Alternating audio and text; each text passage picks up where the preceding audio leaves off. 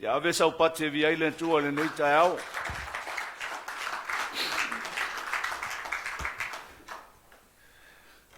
Al tono la tātou o loa il ta upu.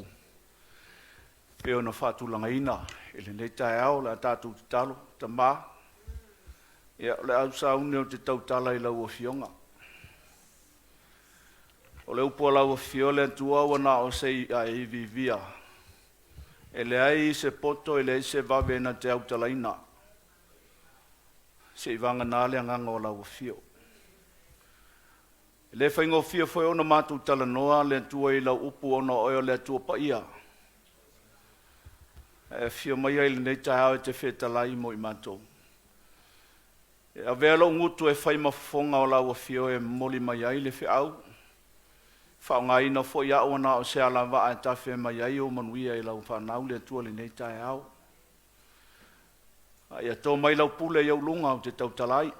E ala i le mana ma le whaunga lau fio le tua. Whau i lau savali o le tautala, le waai, e maise o lau whalongo. Ina iau langona ina oe le tai au le nei. Ia ua ina i whaia manatu o le tangata. A o lau lava fio e te whetalai mo i mantouma. Tala fo ila mātou whalongo.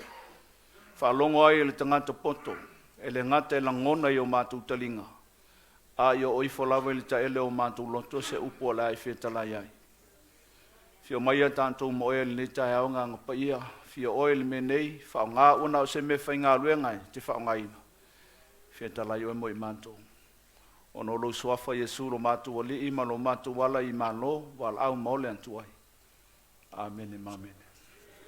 Ia, tu ave sau pate via ile tua ile nei tai au. Aleluia. Tal tonu le tai au le nei.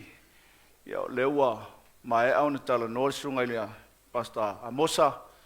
Ile ngayo inga le nganga pa ia sa fatino ile whenga inga tuai. Ao le teimili nei, le lau tala noa ile tai au le nei. Ile nganga pa ia ile whenga inga fau. The Holy Spirit in the New Testament. Ia po o ngā yo inga fo ia le nganga pa ia ile whenga inga fau. The movement of the Holy Spirit in the New Testament. Le tātou whalongo le tai au le nei le sunga ia Pastor Amosa. Le nganga pa ia ile whenga inga tuai pēna o na sau e a fio i lunga ma tutofi ma whaau tangata e tusa ma le upo le tua. Ai le inofo i tonu o tangata.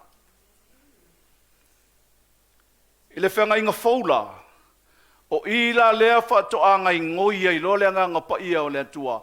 A o le ngai o inga la le nganga pa ia o le tua i le amatanga. Sa amata lava i lunga o le soifuanga o Yesu Keriso. Aleluia. E le se fio mai lo le nganga pa ia le whenga inga fau sau lo a fia lo tangata lau tele, po le au kerisiano pe na sau lo halu tonu a fio i le au so. Ia pa lau apostolo. Le ina amata lava le ngā luenga le nganga pa ia i lunga lava le soifuanga o Yesu Keriso. Aleluia. Le laifa mai na muli fo ila Yesu i le taita inga le nganga pa ia. Aleluia. Lono winga a whaila na muli Yesu le taita inga le nganga pa ia o le atua. O le ata manino fo ina ia te oe ma ue hao o na tato muli le nganga pa ia o le atua. Wai le aima se me ma whaia le tangata. Le ai mase me ma whai al tangata i lona poto ma lona tamai, pe a whai e au noa ma le nganga pa ia. Le wha mai sa whaalango lango Yesu i le nganga pa ia, e pei ona malo ia i le whenga inga tuai. Alleluia. Jesus' dependence on the Holy Spirit was prophesied in the Old Testament. Ai e o aia Yesu sa whaalango lango i le nganga pa ia. Aisea, wafo e se lau pasene le tu tangata o Yesu na fio mai ai le langi le nei. E le sau oi e lo na tua pa ia. Polo na i tua. O le ala le na whaalango lango oi e le nganga pa ia. Whamaila le tusila i sei e whaasuma le lua alo na whai upu mua. Whaautai lau au auna o te tawhia o iei lunga o le na ufilifilia ua fia iei lo loto ua utu ina atula ua nganga i ona lunga na te avatua le whaamasinonga monu ese. Whamai, haleluia whamai, whaauta i lau au auna o le atua le whetalai i a Yesu ke riso le ala a whaali mai le laulangi le nei. Famai o te tau fia o ia ilunga, o le na u filifilia, ua o fia fia ia ilo loto. Famai lo tala lea tua, ua o tu uina lo ua nganga ilunga ia te ia. Ai se alme na laina tu uina ile tuolo na nganga ilunga ia Yesu Keriso, famai, ina ia fai o ia ma faa masino inu ese.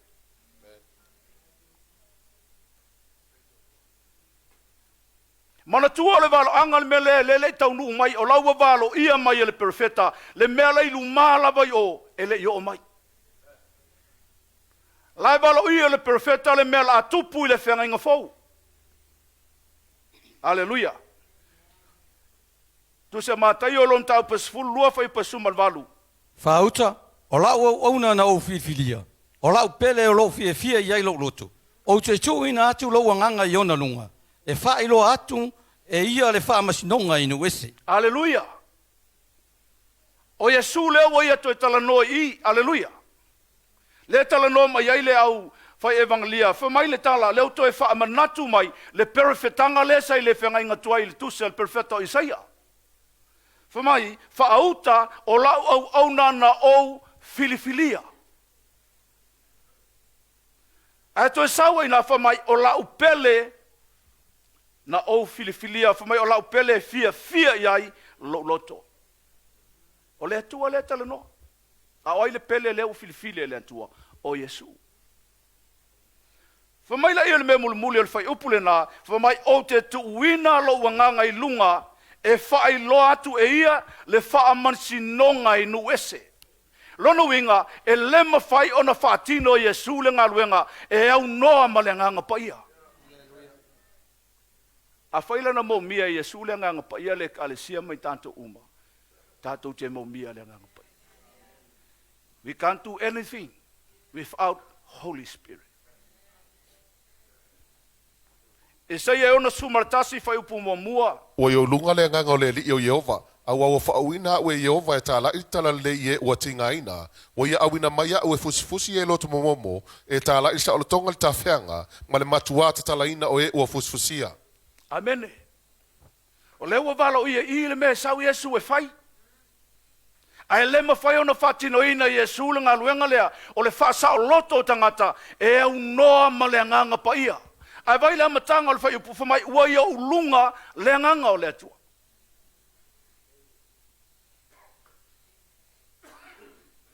Aleluia. E o aia Yesu le kalesia na whaatalitali se ia fio mai le nganga pa ia. Lau te tala noi le valo anga i le mea na whaia i le nganga pa ia i le whenga inga fau. Ai a mata mai lunga o le soifuanga o Yesu Keriso. Aleluia. Luka ilom tau pe whawhai pa sumal valu.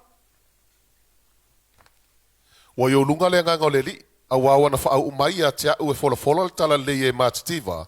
Wa au ina mai au i e wha malolo i e loto momomo e tala i sa o tonga le tawhenga ma i a pupula matau e tau aso e tu sa o loto i e ua wha sawa ina. O le wata tala i Yesu i. Le tusi ta ai le na tusi ai i a upu ia i a teia. O le wata tala i Yesu le tusi ta ai. O na ia toi fai tawina la ia i lumo tangata sai ai. Le mele la ia faia. Le ngaluenga le na fio mai a Yesu le laulangi. Ai fa mai tala Yesu. Aleluia. Sa ilonga lava ua o maua le nganga pa ia. Pato am fai ono fatino ina mei. O le ale poto le ale tamai o le tangata. Le ai ma se mea tātou te mawhaia e unoa ma le nganga o le tua.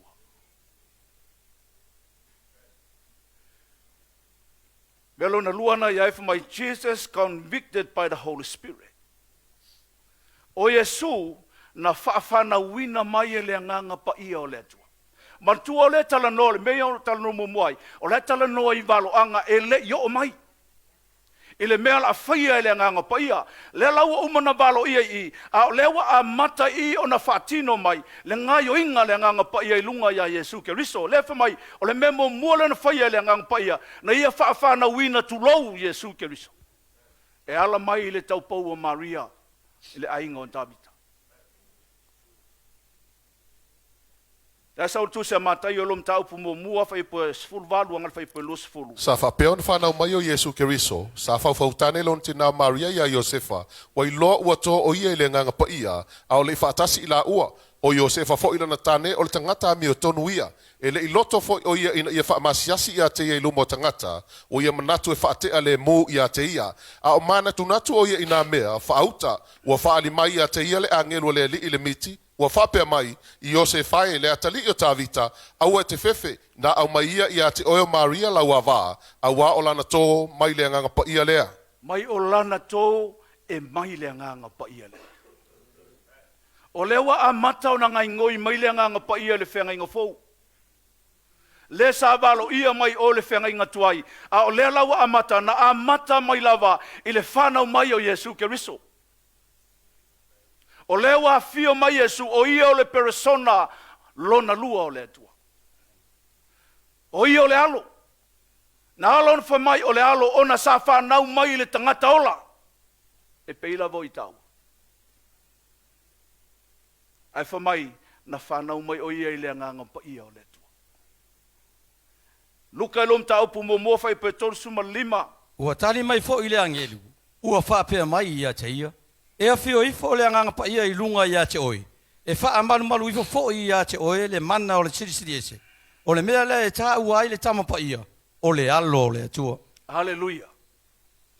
Whamaia, e a whio ane le nganga pa ia te oe, e wha malu i fo ia te oe le mana o le siri ese. O le mea le wata uai le tama pa ia o le alo le atua, aisea, na whanau mai le nganga pa ia. Le peon tātou whaalonga na po, o le nganga pa ia, o ia o le tangata. O le nganga pa ia fo, o ia lamba o le atua. E iau na manatu, e iau na langona. Ao o na e langona tinga fo ila nganga pa ia aisea, na te langona ina u langona. Hallelujah. E lai mai i wa wha malu mai le mana o le sisili ese i lunga o Maria. Ma whanau mai a Yesu i le nganga pa ia. Le ala mai wata uai o ia o le alo o le antua. Aisea, na whanau mai o ia i le tangata ola. Aleluia.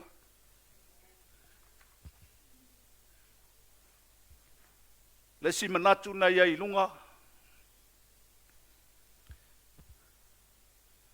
The Holy Spirit participate in Jesus' baptism.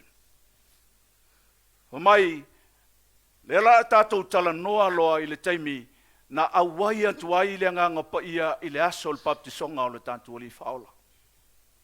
Le wa umana whaafana wina Yesu, sau Yesu nga lue i ailo na ainga, tolu se fulu loa tau sanga o le matua o Yesu, aleluia, a nga ilo i o le baptisonga, Ioane le baptiso.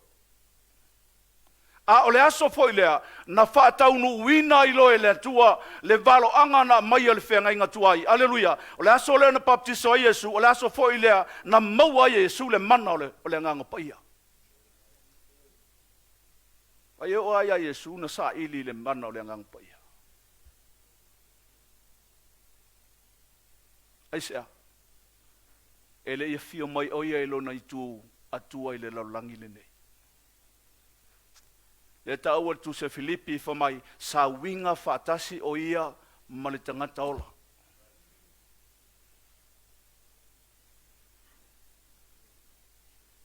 Le ala le na ia mo mi ai le mana o le nganga pa ia. Le ala fa mai i leo tātou tala noa lola i le ngā luenga na whaia le nganga pa ia i lunga o Yesu. Le fa mai o le memo mua na ia baptisoina. A mua na ia whaafana wina mai Yesu Keriso le laulangi. Lua na ia baptisoina Yesu. Ele vai tafe i oritana. Le tusia matai o lom tau pe tolu fai pe sumoleono. Ua baptisoina Yesu, o na maliwa e lole o ia na ile vai, whaauta foi. Ua whaavanoina le langi ia te ia, ua ia ilo atu foi le anganga o le atua, ua fioifo e pese lupe, ua o iona lunga. Hallelujah, whamaina umalo na baptisoina Yesu ile vai. Famai ua fio a Yesu po ua lu ese mai le vai. A ua faava noaina le langi i a teia. Ai sale me wala ina faava noaina le langi. Ona o leala a fio mai le nganga pa ia ilunga ia Yesu. Aleluia. Leala fa mai na sau pese i o sea. Se lupe sa fa pepe pepe i ona lunga. O le aso foi le na atoa ai persona e tolu o le atua. Le aso en baptiso a Yesu. O Yesu i le taimi lea. O le lupe o le ata o le nganga pa ia. Ma le si ufofonga o le atua na whaafonga ina i le aso lea. Na atoa ai persona i e tolu o le atua i le aso na baptiso ina ai lo tantu wali i whaura. Ma reko lum tau pumo mua whai po sfulu. Ua mari ua e o ia nei le vai. O nei loa lea e ia o le langi ua masai. Ma le anganga ua fio ifo i lunga e peise i o se lupe. Aleluia, fa mai ua maliwa e o ia nei le vai. O nei loa i leo le langi ua masai. O le mol maule ale, fai evangelia o mareko. Aleluia. Ma le anganga ua fio ifo i lunga o Yesu, peise i se lupe. Luka e lom tau pe tolu fai pe lusu maritasi. Ua baptisoina le nu uma, ona baptisoina ai leo Yesu, ua tatalo ia, ona whaavanoina ai leo le langi. Umalona baptisoina le nuu, baptiso Yesu, fai mai ona tatalo leo Yesu, ua whaavanoina i le tua le langi, se ia fio ifo le anganga pa ia i lunga ia teia.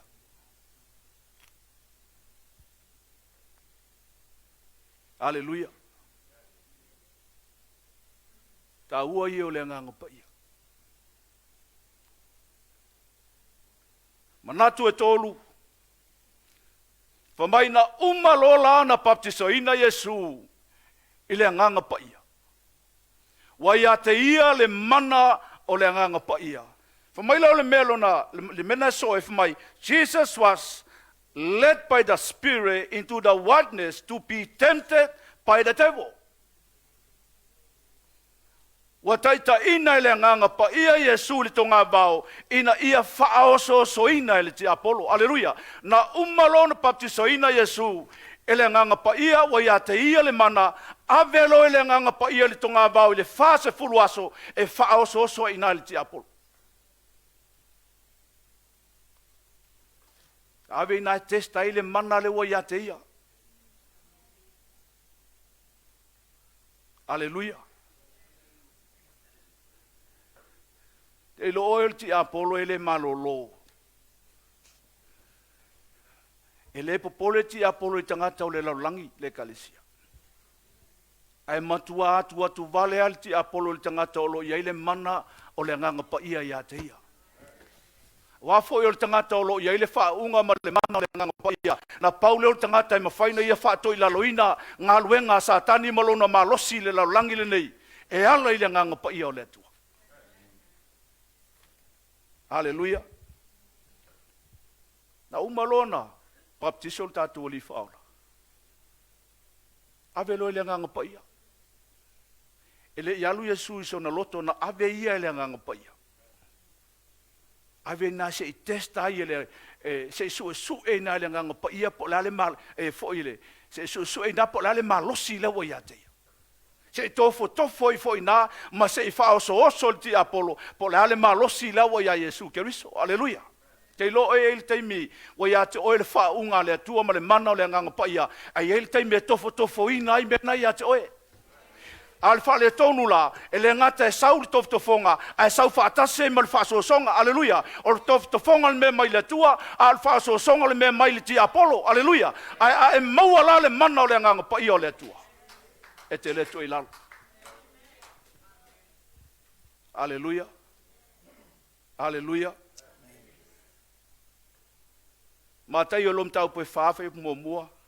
Ona ave ina ele o Yesu i le vao ele anganga. Ina ia whaososo ina ele ti Apollo. Aleluia. Whamai ua ave ele anganga pa ia Yesu i le tonga vao. Se i whaososo ina ele ti Apollo. Tau tia lea. O foi ne manatu wa ya te oil fa unga mo le mana o le nganga pa ia o le tua ona malolo ile o ti Apollo. Aleluia. So se mea te iai e tau whaiati Apollo e whao soso e. A le mea e sili ai. E le ma whain tau ti Apollo ulo lima e tai tai oi me le mana o iai. Aleluia, sau whao soso. Ai sea, wa umana whaatoi laloina i Yesu. Aleluia. Ai a pa ula tangata il whao soso ngal ti Apollo. Aleluia. E leo le anga pa ia e a fuai a o oe lava wa e te talaina le whaitutoa. Aleluia. Ma reko lom tau pu mua fai pu sulu su todu fa mil. Ona avea i lea o ia e le anganga le vau, sa iai foi o ia i le vau i po e whang fulu, ua whaasosoina e satani, sa iai ma manufe ai, sa au na foi angelu ia te ia. Haleluia. Kau kia a. Fa se fulu po na iai li tonga vau, fa oso oso ti Apollo, iai ma manufe ai ina, ai fa mai la si o e angelu. La au na angelu ia Yesu. Te lo oiso stangata e whaawina e le nganga pa ia o le atua, e whaatumu e le nganga pa ia o le atua, e le ngata ia te oe le nganga pa ia, a si o mia oe la ua ngelu o le langi. I so se mea te iai.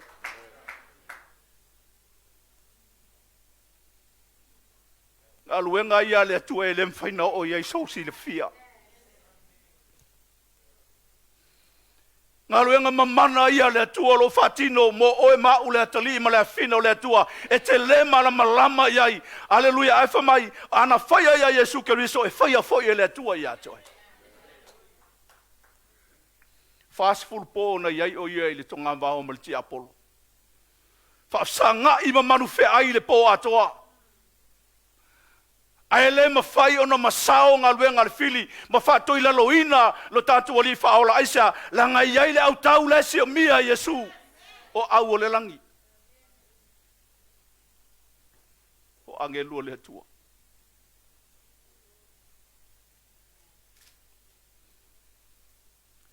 Luka ilom tau pe whawhai pumbuanga i lua. Ua fo ia e Yesu mai o tana, ua tumo o ia e le nganga pa ia, ona avele o ia e le nganga le vau, ua whaasosoina le ti Apollo ia so e whanga folu, o aso lava ia e le itau mawhai e ia sina me ai tasi, ua mawai ia aso, mulmuliane, ona fia tau mawhai le o ia. Aleluia, ana le le test. E le fia tau mawhalo le li whaola. Aleluia. Fai fai ana pongi te nau le whaunga le antua. Fai mahea. Langa tasin la tei meo so maliti Apollo e sau te lepe le mafu anga o lau ana pongi. O lau nau le whaunga le li, o lau nau whaatumunga le nganga pa ia, o lau e sa ili le ana pongi ma le talo, ai oso whai maliti Apollo i le vale na wha oso e, ina ia e airoa. Aisa, e le mana o le li o le lalangi, ina ia e maua le nganga pa ia malana whaatumunga, e le mana o le whaunga le atua ia toi.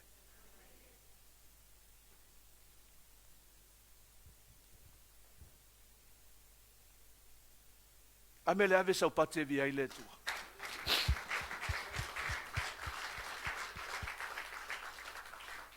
Na umaloa whaoso songa ia le ti Apollo ia Yesu, ua whaia ina le li o le laulangi, ua manu malo Yesu Keriso, fo i mai ma le manu malo, le whaoso songa le ti Apollo. Whamaila i o le mena soai, Jesus carry out his ministry in the spirit.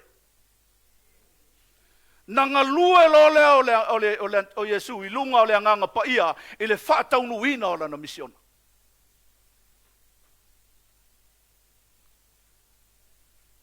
Au le lava ele i maua e tangata lau tele. I've siri mai te au nei pe aisea en mafuanga. Le mwhaina maua e tangata o lo o ia Yesu le pe on tātou whaalongo i fo e anafi man nei. O ia o le persona o le antua. Luka ilum tau pe whawhai pe sumalwha. Ona fo ia tua i leo Yesu i le mana o le anganga i kalalaia. Ua longo atu fo i le tala ia te ia. Ua soo ai lava le itu uma. Haleluia, ua fo'i mai Yesu. Haleluia, ma le mana o le anganga pa ia i Galileia. Ua longo atu fo'i le tala ma tautia. Haleluia, i a te ia. Te lo oe, a ona i a te oe le anganga pa ia o le atua, ma le mana o le anganga pa ia. Haleluia, se le tau fa'i loa o i tangata. Ke le kau wha mamaluina oe. Ke sau whai mai e te mamalu, e te savali mai e te mamalu, e te tautala mai e te mamalu, ai sea, le anga leia te oe le mana o le anganga pa ia.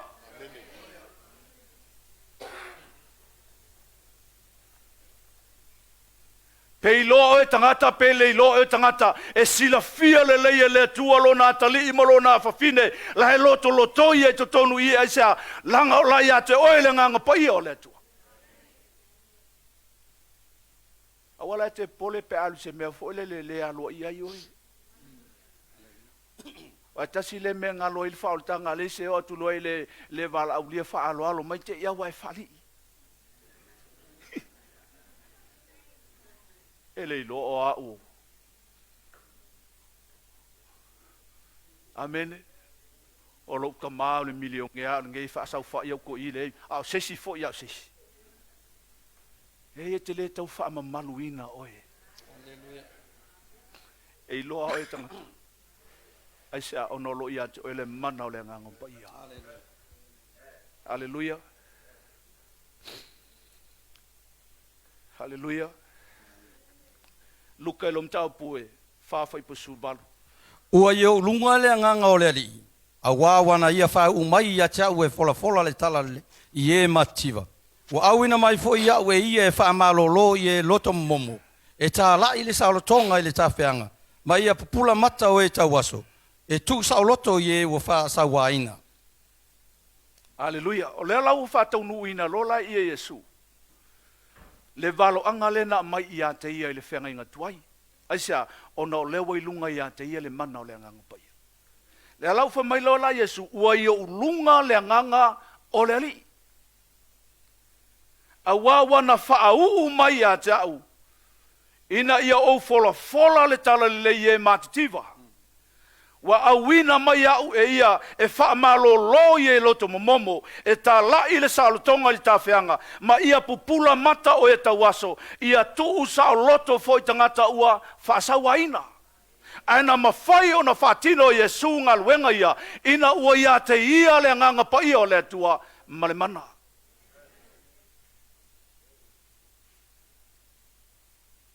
Le la fato anga ngoi lo Yesu ina wa ia te ia le mana o le nganga pa ia. Aleluia. Ale fa mai lola le manatu na sooi. Jesus cast out demon by the power of the Holy Spirit. Watu tuli e Yesu te moni i le mana o le nganga pa ia la ia te ia. Fato am fai lo Yesu no fatino la ngaluenga.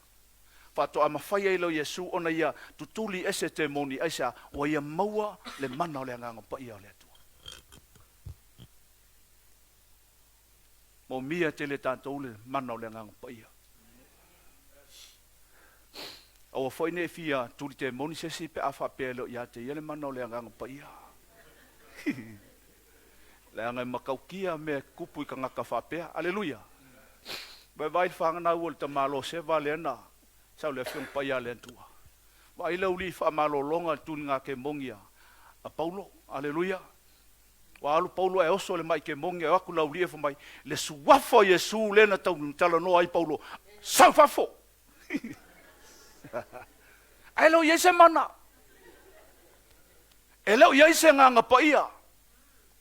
Ala la mena tupu fa mai kala ki Apollo le tono le mai le fa mai ma ke lo Paulo ma te malama ya Yesu ai ma te le lo lua. Liliua ne loa ma ti Apollo fa pepe lo malaulia o ele ngira konginga.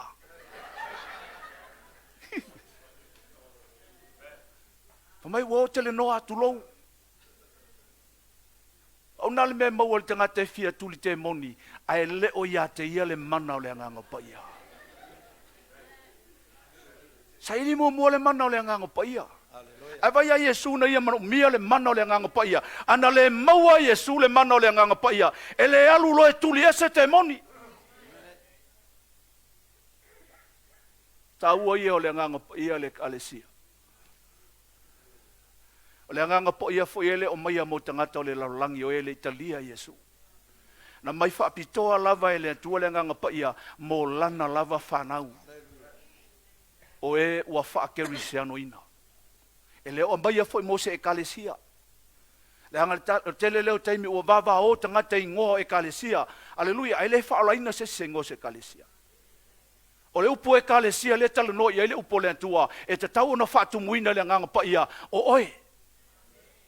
O le tangata ua whanau wai ke riso i to tonu i ate ia. Le whamartala le apostolo Paulo. O se ua ia ke riso o ia o le tangata fou. Ua mawai me tu ai whaauta. Ua whaafouina me uma. O le kalesia le na le sa ili mai ai le tua. O le tangata ua whanau fouina.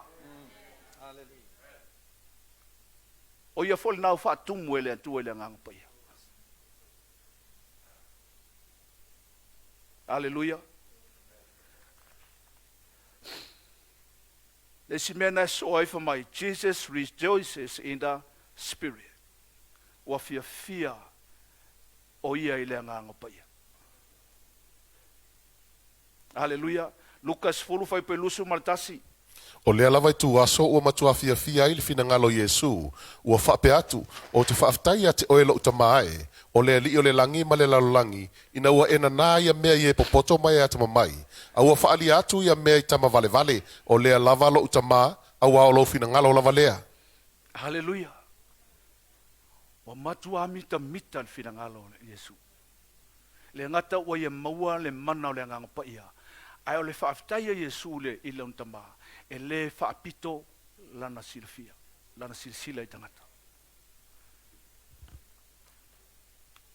Mana ia le saunoanga le na. Saunoa le tātou te tai te mai a sepia nafi. A whaapea te sau te le fia inu. E te toi fo ia e te le inu. A sau fo i te le fia tau mafa. Ia ku umako me ai e alu oi. Aleluia. Lale wingo le tala leo te tala noai. O le fea leo mea le atua. E leo whapea mai le fionga le atua. A e sawa oe le tangata mau mea o na o whatu muina oe le nganga paia. Aleluia. A e sawa oe le tangata poto o na o whatu muina leo oe le nganga paia. A mea le atua na o le tangata e nau i le nganga paia. Lala le whamaritupo ta vita le atua. E tasi ale meo te nau i ate oe.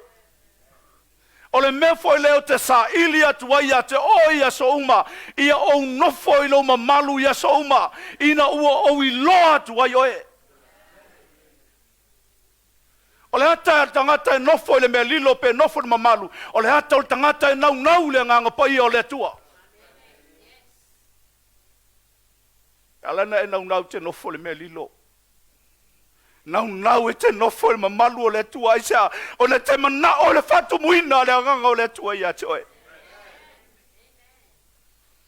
O le fia foi la le tua e fatu mu tangata e nau ia te. Maltala ta vita ina ia o i loha tua i oe.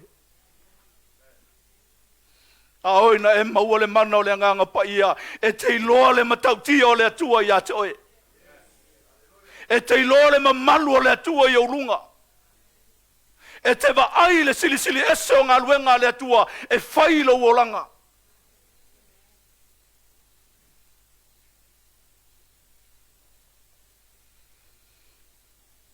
Hallelujah. Le si mena so oina the teaching of Christ. Wa o ngā Yesu.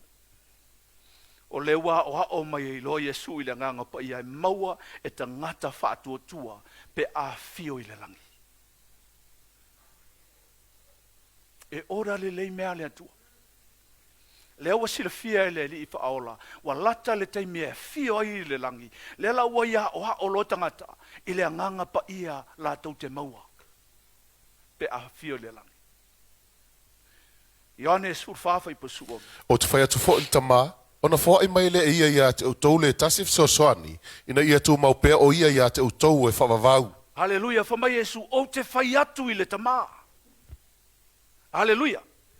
Ona fo ai mai ai lea o le tasi ve sosoani. Ina ia tu mau pea o ia te utou e whavavau.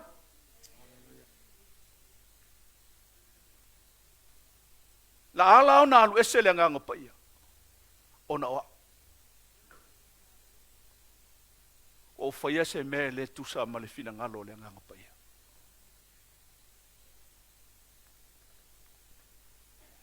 Hallelujah.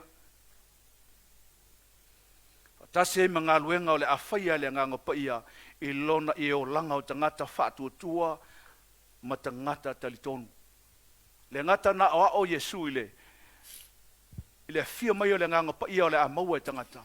Ai wa o fo ia Yesu ia ngā luenga le nganga paia la sau e whai lunga o tangata talitonu. Po tangata whātua tua. Ia po o le whanau fo ia le tua. Hallelujah. Lesi mena sooi na mai o le nganga pa ia o ia o le feso soani o ia fo i o le nganga o le upu moni. E le ngata e sau e feso soani. Lesi mele i tantu iloa. E le sau le nganga pa ia toso whātātāli tangata li mem nao ia. Whaaloalo ia o le nganga pa ia le loto whaitalia o le tangata. Ai whātali le nganga pa ia ia te oe pete mo mia ia. Sa whai lau tala i risi asol matu e kalesia. Te lo oe a oi le poe te tō wha. Afu lo ia afu mawhana whana. Ai whamaile upo le atua. O le atua e le moe. E le tuli moe. E le moe lava. Ia le mele whaia le nganga pa ia ia te oe. Lai wha manu malu au na a au i lunga ia te oe. Au e malolo. E leo le nganga pa ia te oe mau a lai tātou te mamoi le pō. A te ilo oe e sele whano noa pe a e ala el tae au e te leta la noa ia te ia.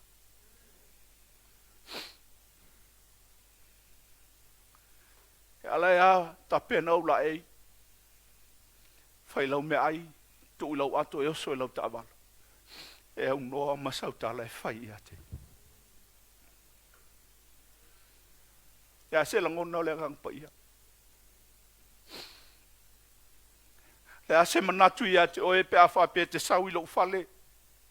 Ai au tu ai lunga o sa vali atu, ta pena lau ta vale u woso u walu, le ai masau tala e whai atu ia te oe. Le ase la ngona ia te oe. Se la ngona lu whanono. O le man ia. Whapena le ngona o le nganga pa ia. Pe ai le tala noa ia te ia le tae au. Ai me te le no fai lunga e se kun moni le nganga pa ia. Pe lima nei minute te tala noa ai. At least o laua e tala noa wa e amana ia lana ngā luenga sa fai ia te oe.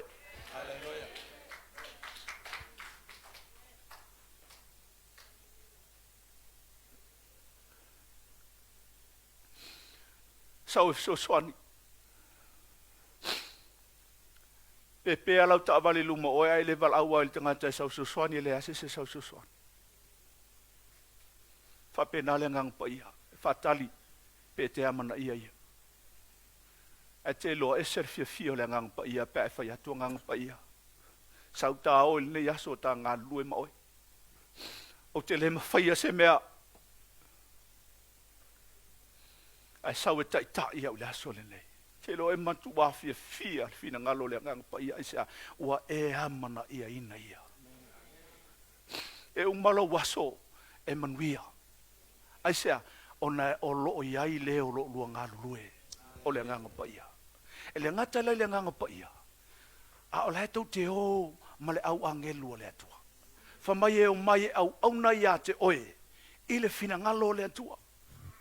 La ale me fa tonu ele nga pa ia ngai ngoi angelu te lo ele te mi aleluia la fa tali le angelu ia te oe po la sau tala amen e u malva ia so la va sau fa ile angelu le si ele ngai ngoi aisa wa fo e te le o fa tanga ina nga lue na olola na ela vea i fa fita uli o le olanga amen ona e complain lo le aisa wa fo e te le ia mana ia le ngang pa ia le tu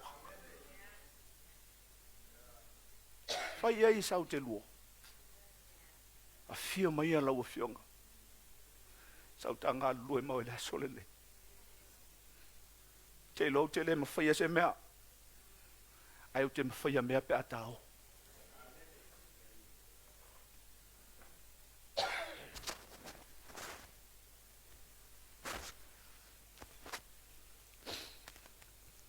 Haleluia.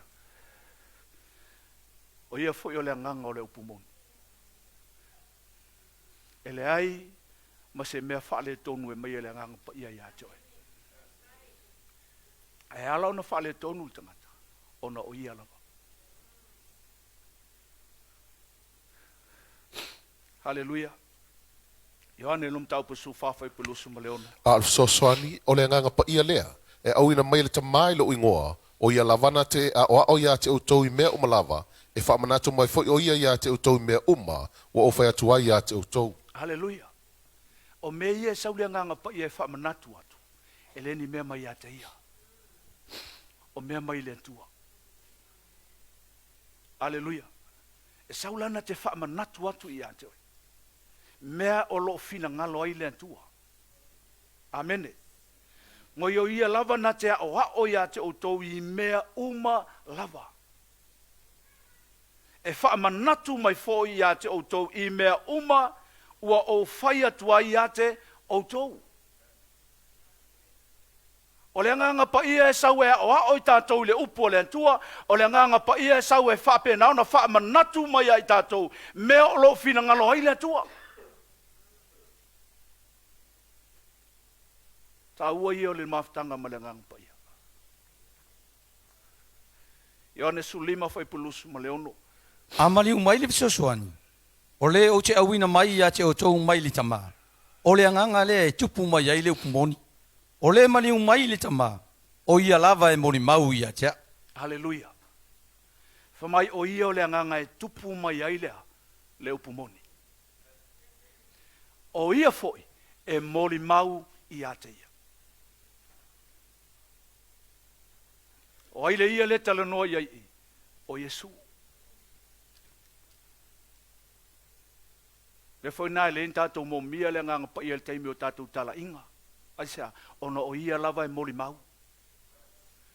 O e wana o au se me whainga luenga. Na o lo ngutu e whao ngai whaima fofonga le nganga pa ia. E moli mau a Yesu ke riso.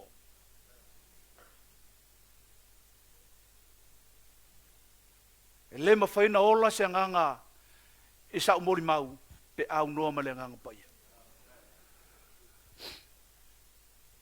Aleluia.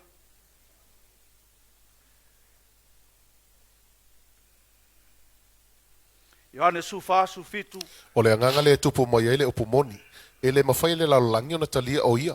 A wa o le vaai o ia. O le loa fo o ia. A o tou. O tou loa o ia. A wa e tou maupea ia ia te o tou. E iai fo o ia te tonu ia te o tou. Haleluia. Famai e le iloa e le talia fo o ia le lolangi. Aisa e le vaia. A o le tangata talitonu ma le tangata whātuatua. E te talia ina o ia. Aisa ona e te talitonu i le upu o le atua ma e whātuatua i le upu o le atua. O lo nofo le nganga pa ia e to tonu i a te oe. Tu sa pete le vaia tu ia. A o lo whātuatua ma lo talitonu i le upu o le atua lea. E te iloa ai o lo afio le nganga o le atua i tonu i a te oe. La sau whai ai le nganga pa ia. Ia foi nāne whamai le upo a Yesu a una tuli ese le nganga leanga mai le whale alu. E alu ona toi foi mai le sau se toi vava ai po i eise po tumu le whale. Ai a saula le nganga o ngau whamai ona toi foi lea a mai sia nganga e to fitu. Lono winga to fitu to valu ia te ia. Aleluia. Ono toi feosofi le tono le whale le mafua mai eisa o le ngau ngau. O le upu ngau ngau e le o ia te ia le nganga pa ia. E le o iai se upu o le atua i te tonu i a te ia. Te ilo o le upu o le atua ma le nganga pa ia. E le ma vai me ia e lua. Aleluia. E ngai ngoi le nganga pa ia. Ono le upu o le atua.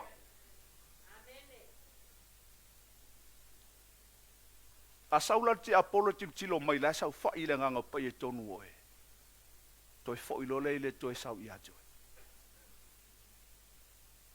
O tumu oe le upo le tua. O lo afio fo ile nganga o le li imalona mana i tonu i ato.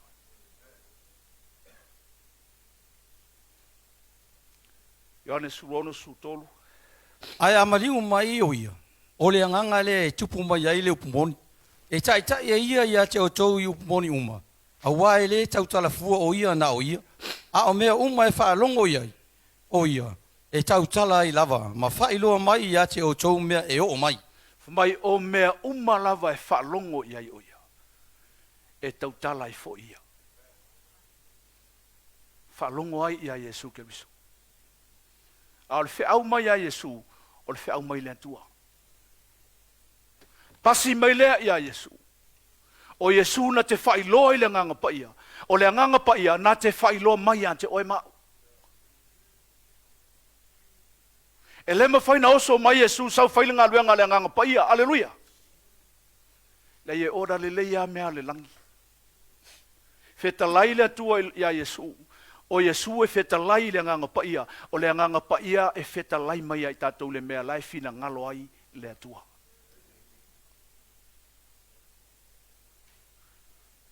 Lesi manatu naso oina, the Holy Spirit is the believer permanent possession. O le nganga pa ia ua nofo tu mau i to tonu o le tangata talitonu. Ione su whawhai pa sulono su fitu. O te whai atu fo le tama, o na whaai mai le ia ia te outou le tasif sosoani. Ina ia tu mau pea o ia te outou e whaavavau. O le nganga le tupu mai ai le upumoni. E le mawhai le laulangi o na talia o ia, a wā ua le vaai o ia, ua le iloa foi o ia, a outou, o outou iloa o ia, a wā tu mau pea o ia te outou, e ia i foi o ia i tonu ia te outou. Hallelujah. Fa mai e tu mau o ia i tonu ia te tatou. Hallelujah. E nofo tu mau foi o ia i tonu o le tangata talitonu. Hallelujah. O le mana onga nā le nganga pa ia i tatou. E sau e fia nofo i tonu ia te oi. Ai le mawhai o nā a fia o ia i tonu ia te oi. Se i vanga nā ua e mana o iai. Hai le mana o iai. E le teitai na fia o iai sa e whaalo alo o ia i lau loto whaitalia.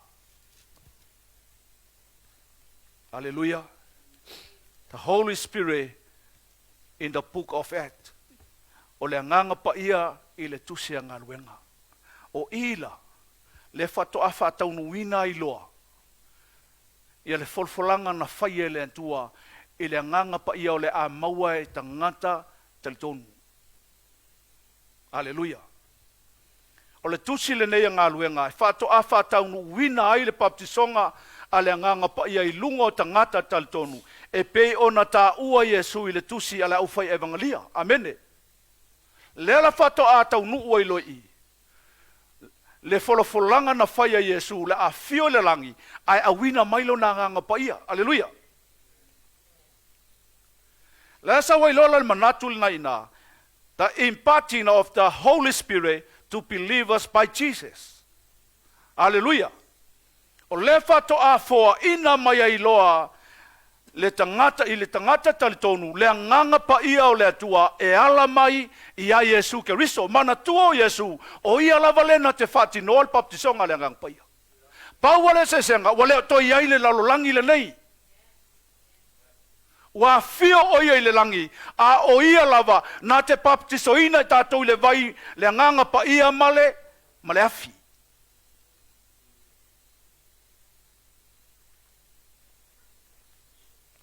Ngā luenga lom tau pu mo fai po e whāma, fai po e lima. Sa whapoto fo i lātou maia, o na whetalai atu le o ia te i lātou, ia le tu ua Yerusalema, a ia whaatali le mena folfolaina le tamā, o outou whaalongo ai ia te au. Hallelujah. A wana papatiso lava i o ane le vai, a outou, e papatiso ina outou le nganga pa ia, e le tele ni aso e vai.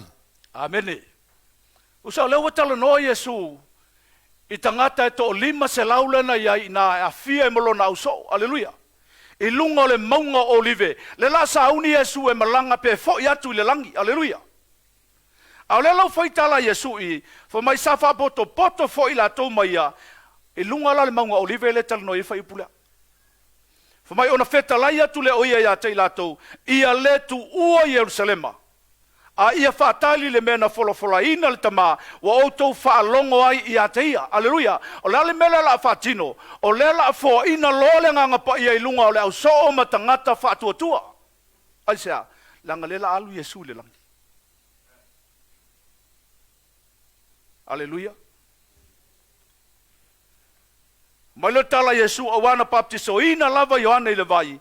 A o tou e baptiso ina o tou ele nganga pa ia ele tele ni aso e vai.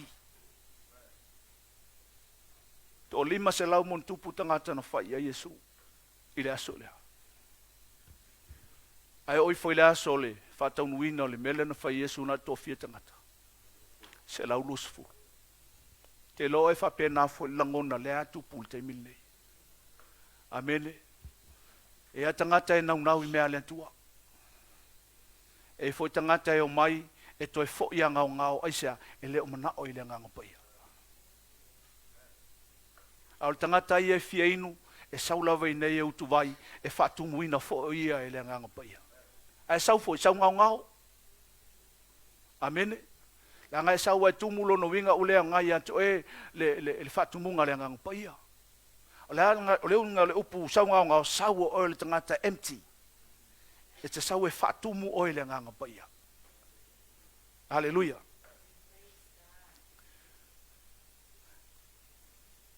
Nga luenga lum tau pe lua fai mo mua fai pe fa. O atu fo ila so Pentekoso, sa ia ila to umalava ile me tasi male lotonga tasi, ona fa fo se mai leo le taalili male langi, pe se ia le matangi wang tele mai, o atumu umai le fale sa la tono no fo ai, wa ilo fo ila to o laulo faiva pe se ia le afi, o vai ina, o no fo io la to lunga tai to tasi, o fa atu to muina fo ila to umai le nganga pa ia, wa fu ai ona tau tale ngana ese, pe ona fo ina mai le nganga o le ngana ya te ila to.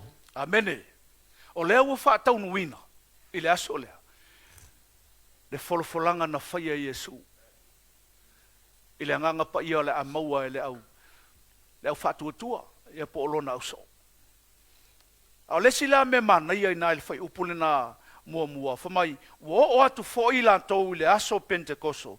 Sa ia i la tau umalava i le mea tasi, ma le loto e tasi. Tu sa lava pena fola ele atua e Yesu le nganga pa ia e maua e lantou. Ai ana le tasi o latou loto, latou tele maua. O le nau o tangata o se e kalesia i le mana o le nganga pa ia. A fe vai a i loto tangata, tatou tele maua le whaunga le nganga pa ia. Ai vai e whai upule a whamai, sa whaatali latou le mea tasi, ma le loto e tasi.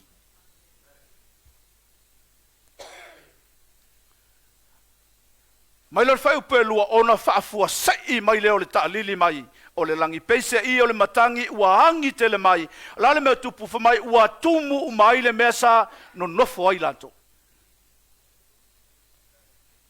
ua tumu ele fa pe mai na tumu le si vaanga ele tumu le si pito aleluia fa mai o le mesa no nofo ai ua tumu ato il matangi le nangi mai a o le matangi le o le nganga paia. Haleluia. Ai ana le tasi loto o ila tau sai lunga ina e le tupu al melea. Salava pena folfola e Yesu le nganga pa ia maua ai ale tasi o tanto loto.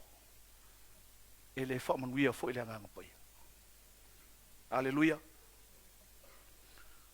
Hata ile fa mai wai lo fo yo lau fai vafi. Wa vai ina wa nofo ia ilunga ia ila tau taito tasi lono winga tangata se laulo se fulu ia se lunga i e se laulo se fulu fo i laulo foi vafi na io la tau lunga. Amen. Haleluia. Wa lo foi fo mai le fe pe fa wa fa tu muina fo ila tau uma ile nganga pa ia wa fuai ona tautala ile nganga ese e pei ona foa ina ile nganga o le nganga ya te ilato. Amen. E penta tu falongo po le o ina mtaupu ese tautala ile nganga ese ina wa fatu muina o ile nganga pa ia o le fai longa le na ta uma yai wa baptiso o ile nganga pa ia ese le tangata e yaila na me alofa o le tautala i le ngangana ese. Le tangata i le ngata i tautala, ai mawhaina ia whaaliliwina le ngangana. A le tautala le ngangana ese le talanoi i, o le whaalinga le nahi loai, ua papatiso le to se laulus furule le nganga paia.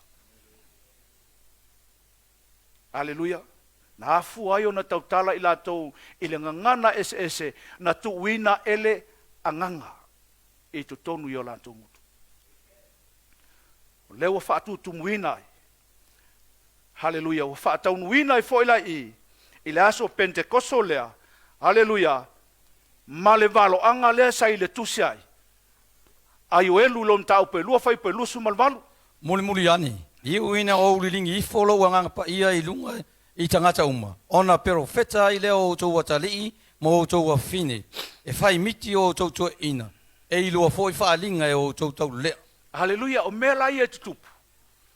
I le fio mai o le anganga pa ia. Haleluia. E le ngata e tautala tangata i le ngangana ese o le whailonga o le baptisonga le anganga pa ia. A e whaataunuina i fo i le perfetanga le a ioelu.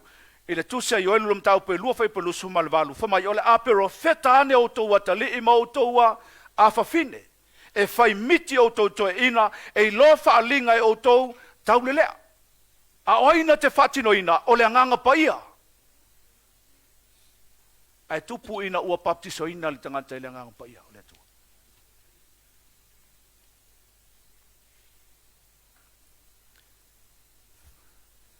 La tātou tala noa lo i leisi vaenga lea. I ngā ruenga na saule nganga pa ia e whai mo i tātou i le whenga inga fau. Aleluia. Po ngā ruenga le nganga pa ia e sau e whai lunga o le soifua o le tangata talitonu. Aleluia. O le memo mua na e whai mai na le whaperetania o le convicts. Aleluia. The Holy Spirit come to prove the world to be in the wrong about sin, righteousness and judgment, and to guide you into the truth. Na saulanga nga pa ia na te whaaliluina loto tangata, ma ia whailoa mai le whaamasinonga le atua, ma ia whailoa mai le amiotonu le atua, ma ia whailoa mai tangata le angasala. Na ia sau foi ina ia whaaliliu loto tangata anga i le atua. Peo no ta ua le taimi o tea, le mawhai ona liu se si se mori mau as tangata. E au noa malenganga pa ia. Aleluia. Ioanes fuluono fai upe valu, fai pusu lima. A mani umai foi o ia. Na te whailo atu le langi le anga sala ma le ami o tonu ma le whaamasinonga. O le anga sala, au a ua le whaatuatua ia tea. O le ami o tonu. Tari a whaamulmole. Whamai o le anga sala, au a ua le whaatuatua ia te ia. O le tangata foi lai le whaatuatua. O le anga sala le mena i lumo le atua. E tio foi le talano i ele tusa e peru whamai e le fia le atua le tangata i le aisona whaatuatua. O na te tau le tangata e aluatu i le atua. O na talitonu ma whaatuatua. O lo o ola le atua. O lo soifua lo atua.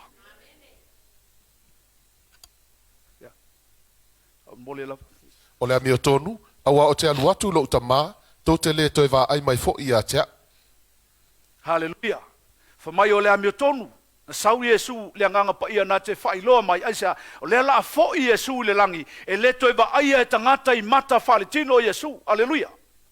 Au le nganga pa ia le wanga i mai e sau e foi masui o le li o Yesu. O le whaamasinonga, au wawa whaamasinoina le li o lalang nei.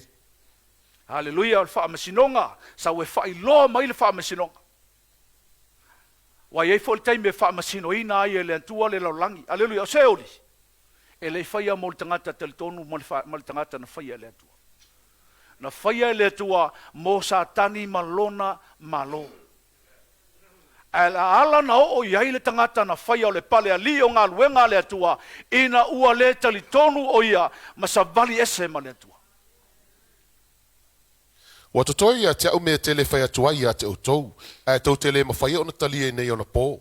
Ai amaliu mai o ia, o le anganga le tupu mai ai le upumoni. E tai ia te utou i upumoni uma. A wai le tau talafua ia na o ia. A o mea umai whaalongo iai o ia. E tau tala i lava, ma whailoa mai ia te utou. Mea ia o mai. O ia lava vivi i mai ia te au. A wai e mawe ia mai ia te au, ma whailoa atua ia te utou. O mea uma lava o le tamā, o ia te au fo ia. O le melen au whai atuai, e maua e ia mai a te au, ma whailo atuai a te autou. Aleluia.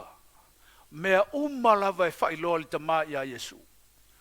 O na whailoa le Yesu i le anganga pa ia. O le anganga pa ia na te whailoa mai a joe. A me ia sau le nganga pa ia whailo mai. E leo ni mea mai ante ia. O mea mai le antua. Hallelujah. Lona lua for mai. The Holy Spirit indwells God's people. Lona winga na sau le nganga pa ia e nofo i to tonu ia te tato. Hallelujah. Ioane su fafa i pasuono lua tas. O te whai atu fōi ta mā, o na whoa i mai le ia te utau le tasif sosoani. Ina ia tu mau pēr o ia te utau e whawawau. O le anganga le tupu mai ele upumoni. E le mawhai le laulangi o na talia o ia. A wā ua le vaai o ia, ua le ilo foi o ia. A o tau i lo o ia, a wā tu mau pēr ia te utau. E ia i foi o ia te tonu ia te utau. O te le tu ua utau o mātu oti. O te sau ia te utau. E toi titi o na le vaai mai leo laulangi ia te au. E va ai mai pe o tou ya te au, o te ola au, o le mea le o lai o tou, o le aso e loa i o tou, o te totonu o lo utama, o tou foi o te tonu ya te au, o au foi o te tonu ya te o tou, o le o ya te ia o polo inga matausi iai, o ia le alofa mai ya te au, o le alofa mai foi ya te au, e alofa ina o ia e lo utama, o te alofa foi ya te ia, ma o faali ya te ia. Hallelujah. Na o le tangata lava e alofa i le tua, e faali iai le tua. O le ata o le tangata e lofa i le atua, o le tangata e savali maola e tusa ma le upu le atua. O le tangata e whaalongo loa whaile mea le fina ngalo ai le atua. O le ata o le tangata e whaapenao na lofa i le atua. Whamali whetalai ngā Yesu, a whaia te lofa i a te au tausi au tu la fono. A ola na tātou tausia le upo le atua, whamaila ia ona o maile o le atua, ma le anganga pa ia, ma Yesu Keriso, e no nofo i to tonu i atoe.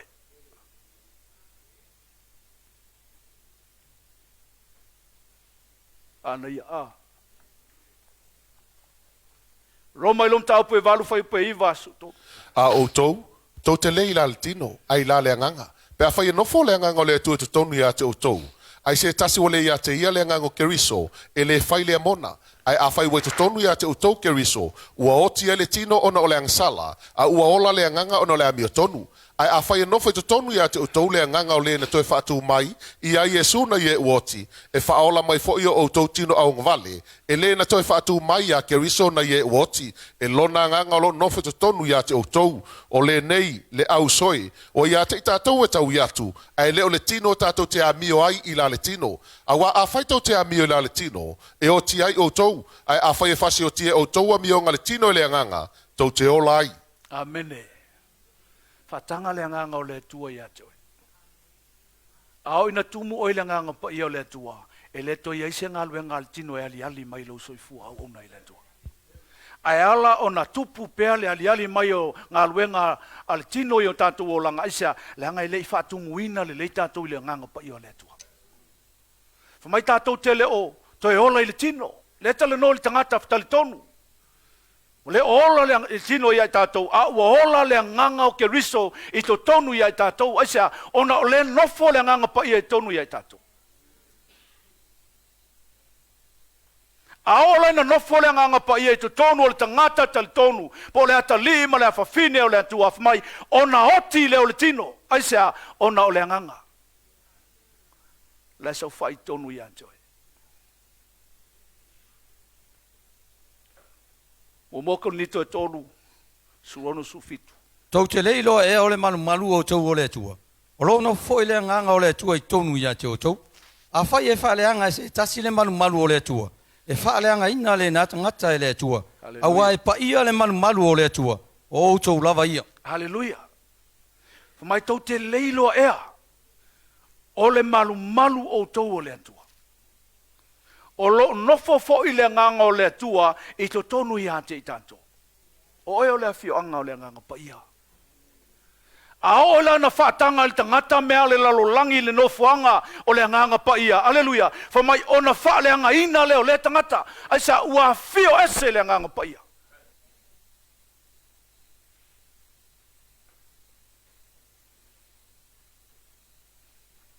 Wa a whai tātou te a mio i la le tino. Whamai e oti ai tātou.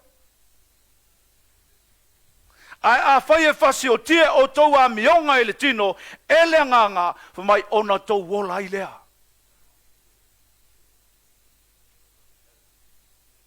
O hanga luenga le tino. A tala noa loi ngā luenga le tino, o tala noa o manatu lesi, o le mulilua, o le whaitaanga. Aleluia. A o le mantua te leo ngā luenga le tino, na le tusia kaltia lo mtau pe lima. E a fia foi ma le loto le wha mangalo. Aleluia. Ma le loto ita. Haleluia, me umalava na ina tu se kaltia. Ngā luenga na altino, whamai aolai na nofo le nganga o le atua tonu i ate oe. O na oti leo o ngā luenga i altino i lo wolanga. Haleluia. O moko nito, ilom tau poeono whai upa suiva. Tau te lei loa ea. O lo o tau tino o le malu lea o le nganga pa ia ua i te tonu i ate o tau. O lo ue ate o tau mai le atua. E le aia foi o tau i ate o tau. Haleluia, whamai e leto e ai ia oe i ate oe. Aisea, o na wai tu tonu i ate oe le nganga pa ia. Au whea mai e le nganga pa ia, mai le atua. E te leto e ai ala i ate oe. Wa iai le ua pule i ate oe. O le nganga pa ia. Melo na tolu na iai whamai the Holy Spirit atop us.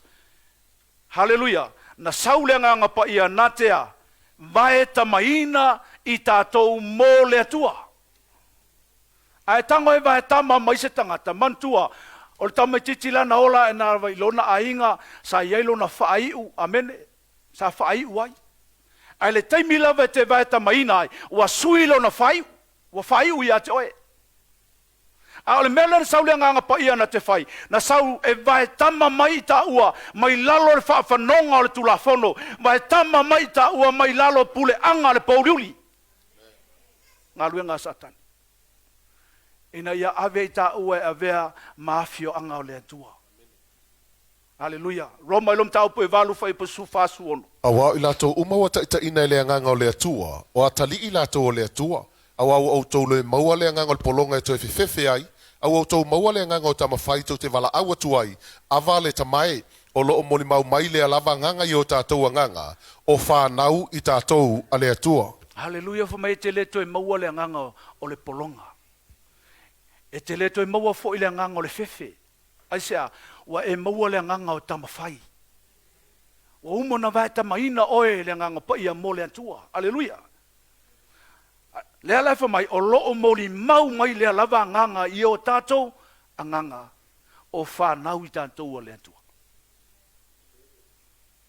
Ala len whaitala la apostolo Paulo le kale siel nei Efeso lom tau pe lua. Whamalitala Paulo Efeso i o tau i loa sa ta ngata ese o tau ana mua. Sau noa o tau ma sau ninga o le malo le atua. Sau noa fo i o tau ma le atua. Ai ona o Yesu ke riso. Haleluia. Wa solo i lalo pava i loto sa tua. O i eili tangata ma le atua. Wa whapenau na avea ai matino e tasi e sa whalua. Haleluia. Wa tanga i oe te ulufale le mesi sire pa ia. Ale ngata lea. Wa avea oe masuli o le malo le atua. Aisea wa umona vai tamaina oe le atua. E ala mai i a Yesu ke riso. I le ngaluenga le nganga pa ia i lunga i ateia. Le foi tal no ai Paulo le tusia Roma lom tau le kalesia ne Roma famali tala Paulo Roma i auto manatua. Haleluia. Haleluia sa ave auto ma vine vao, haleluia. A ua fai mai le tua le la le vine vao, haleluia. Ua fa pipi le vine le tua. Ua e inua i le sua le olive, haleluia, le olive, haleluia. Sa ave tatou ma olive vao. A ua fai mai le tua le a foi le la le olive vao. Fa pipi le olive le tua. Fa mai la ia. Ua e inua i le sua le olive. Aisea, ona o le ngaluenga le nganga pa ia i lunga o Yesu Keriso. O ia na vai tamaina mai oe. Ina ia mauaman wia o le tua. Le tangata sa le aiso na wha moi moe. Le tangata sa toilalo. Le tangata sa whaalumaina. Le tangata sa whaimapolonga satani. Awa inu I manuia o le atua isa na mai o le atua ala mai a Yesu Keriso le ngaluenga le nganga pa ia wa e inu ai I le sua o le olive wa inu ai manuia o le atua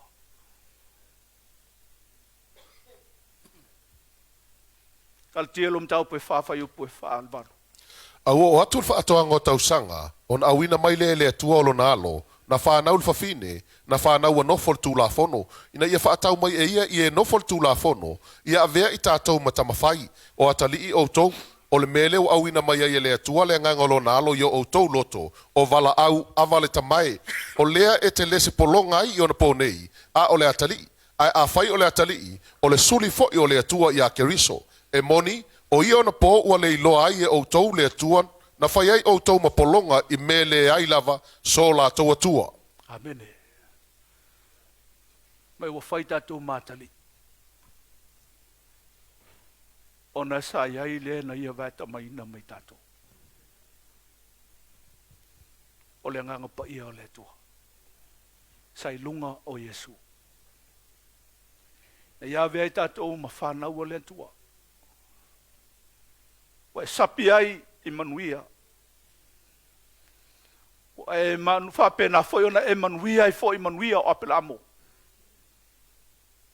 ina ua vaeta maina I tā ua le nganga pa ia o le atua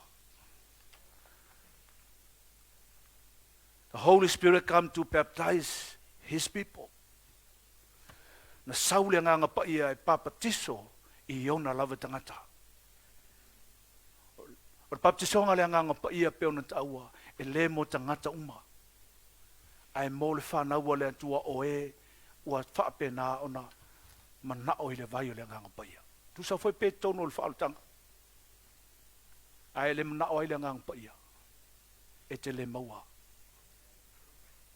hallelujah Yohane mo mua tolu tolu Ua mori mau fo Ioane, ua whapea. Na oilo ale anganga ua fio ifo mai le langi. Peisa I se lupe, ua nofo I ona lunga. O te le iloa o ia, peitai o ia ua awina mai au. E papatiso I le vai. Na fetalai mai fo o ia ia tau. O le e te iloa ale anganga ua fio ifo iai. Ma nofo I lunga ia te ia. O ia lava lea na te papatiso I le anganga pa ia. amene o Yohane le baptiso le te lanoa hallelujah I le anganga e maua e tangata I a Yesu Keriso. 5. The Holy Spirit come to seal His people. Na sau le anganga pa ia e whaamau whailonga ina o na tangata. Whailonga fo I le iloa ai e le atua lana whanau. Whailonga fo I le iloa I le ti apolo whanau o le atua o le anganga pa ia. Lua ko nito lum tau pumumua, lua tasi man fai po lusu lua whamulmule. O le whatu mawina fo I mātou whaatasi mautou ia Keriso, mana whaawina I tātou o le atua lea, o le ua whaamau whailonga ina mai I tātou, ma fo ina mai il whaamaoni o le anganga I o tātou loto. Hallelujah. Fa mai ua whaamau whailonga ina I tātou e le atua. Maua ia foa ina mai le nganga pa ia te tātou e whai ma whaamau ninga. Wa uma ona whapena ona sio oe le atua mo ia. Whaamau ninga lina. O le nganga pa ia lai tonu ia te oe. E feso mo mua whai pusul tolu. E iai fo I o tau ia te ia. Ina ua o tau whaalongo I le upu. O le mea moni. O le tala lei lea o lo o tau o la tanga. Ua o tau whātua tua ia te ia. O na wha mau whailonga ina ai lea o tau e lea nganga pa ia. O le na te fola ina mai. Hallelujah. Mai o lo tau whātua tua I le tua. Ma talitonu I le tua. E wha mau whailonga ina ai I tātou e lea nganga. E lea tua I lona nganga pa ia. Hallelujah. E feso e whawhai po e tōru sifulu. O foi tot fati nga le nga pa io le tu o fa ma fa ilonga inai o to ia te ia se io o le aso e fa ola inai Hallelujah mai aua ne o tātou whati ngā I le nganga pa io le atua ua wha mau wha ilonga ina ai tātou se ia o I le aso e wha ola ina ai tātou te lo oe le mo le fati ngai le ngang pa ia mai upo le fionga ale tua a e fati ngai le tua e fa mangalo a e fai fo i ia Yesu Keriso e fa mangalo ai a ona e fati ngai le ngang pa ia fa mai o le anga sala e le fa mangalo ina e le tua ai sea le pe no ta u le matanga ono le fe au le sau le nganga pa ia tau mai e le se fe au mai atia o le fe au mai le tua a tatou te ena la ma tatou fai le fe au e mai le nganga pa ia ona le fa mangalo ina le tua isa ono le fe au mai atia o ia ana le fe au e le nganga pa ia ma fu angala nai le ina le fa mangalo ina le tua le tangata fai le nganga pa ia isa o le ata tangata o ia te le fe au le tua na sau ma le nganga pa ia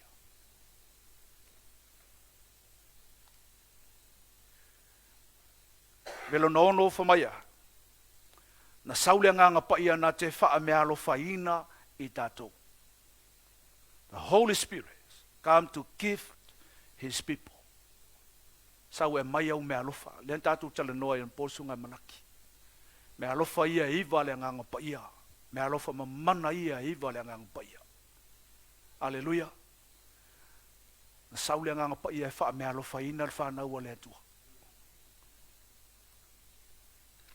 ngai lunga e mau mo ko nito sulo fa i po fitu anga sungal fa aleluia Ua fo ina ta itasi tangata le whaalinga o le anganga au ngā ai. A wau fo ina mai le tasi le upo le poto e le anganga. E le tasi le upo le malamalama e tusa ma le anganga e tasi. E le tasi le tau fitonu e le anganga e tasi. E le tasi o mea alofa e wha malolo ai mai e le anganga e tasi. E le tasi na te whaia vavenga. E le tasi o le perfeta. E le tasi o le suenga o anganga. E le tasi le ngangana ese. E le tasi o le whamatalanga o ngangana. E matua ngalue fo ina mea uma e le alava anganga e tasi. O lo tufa i tangata i e tasi malana mea. Pei ona fina ngalo iai o ia. Awa pei o le tino ua tasi ia. Ma ona i tu tino e tele. Au i tu tino uma e ui ina tele. O le tino e tasi lava ia. Fa pea lava keriso. Awa fo i o le anganga e to tasi in baptisi na ai i tatou uma. I le tino e tasi. Po o iutaia. Po o eleni. Po o polonga. Po o saoloto. Ma ua fa inu mia i tatou uma i le anganga e to tasi. Awa fo i o le tino e le se i tu tino e tasi lea. Ai peitai. O i tu tino e lasi. Hallelujah. E waila matanga le whai upe fitu, fo mai ua fo ina taitasi tangata le whaalinga o le nganga e au ngai. Alleluia. Lono winga, e tofu ala tangata malana me alofa mai le tua. E le whea ia i fo ila. Alleluia. E le mawhai o na whai atu le vai le lima a mele so wonga. E le mawhai foi o na whai atu le mata il talinga a mea o il talinga le so wonga. Alleluia. E tofu lava le tangata malona o ngā mai le nganga pa i o le tua. A o me alofa ia, na mai ele tua ia te oe, e te ao ngai ia te ia. Hallelujah. Hallelujah. Ale si foi la me mana ia na ia ina, po le alaval tu ai ngā tangata ile tilo le tua i se poto a o ina o le tangata. O le tangata e nau ia te ia, e wha me alofa ina ele nganga pa ia. Amen. Hallelujah. E foi la lea, e nau le wha unga le nganga pa ia. Le la uma. Hallelujah. Fitu. The Holy Spirit come to assign his people. Na saule nga pa ia nate to tofina o na tangata. E sau tu sanga luenga su tolu fai pe lua ma fai pe fa. O lato au nei le li ima ana pongi, ona fetalai mai leo le nganga pa ia, to tofia mo o pa na pa masaulo, i le ngaluenga o val au inai ila ua, ona ana pongi leo ila tau matatalo, ma fae e o lato lima ia te ila ua, ona to inatu leo ila ua e o le nei. Wa awina nei tangata ele nganga pa ia, o na o leo ila ua se kulia, ua fola watu nei le mea i kuperu. Hallelujah. O Paulo mapanapa, na to tofi la ua ele nganga pa ia.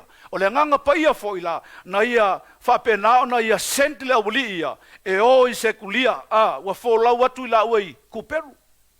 E na o ila ua, muamua, na tofi ele nganga pa ia, lua na senti ele nganga pa ia.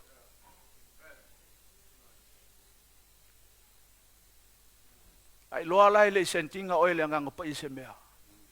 Ono sa ia ina. Langa wake le kangaka fa mai ua fai mai le tua. Se ngau moe nga po e fai lau miki u fai mai le tua ma ko ke o I fea fa ku le me le aleluia. E lo ala le me fai le tua I le ola. Aleluia. A e to tofia le tua tanga e le nganga pa ia le tangata o ia foi na te awina atu le tangata.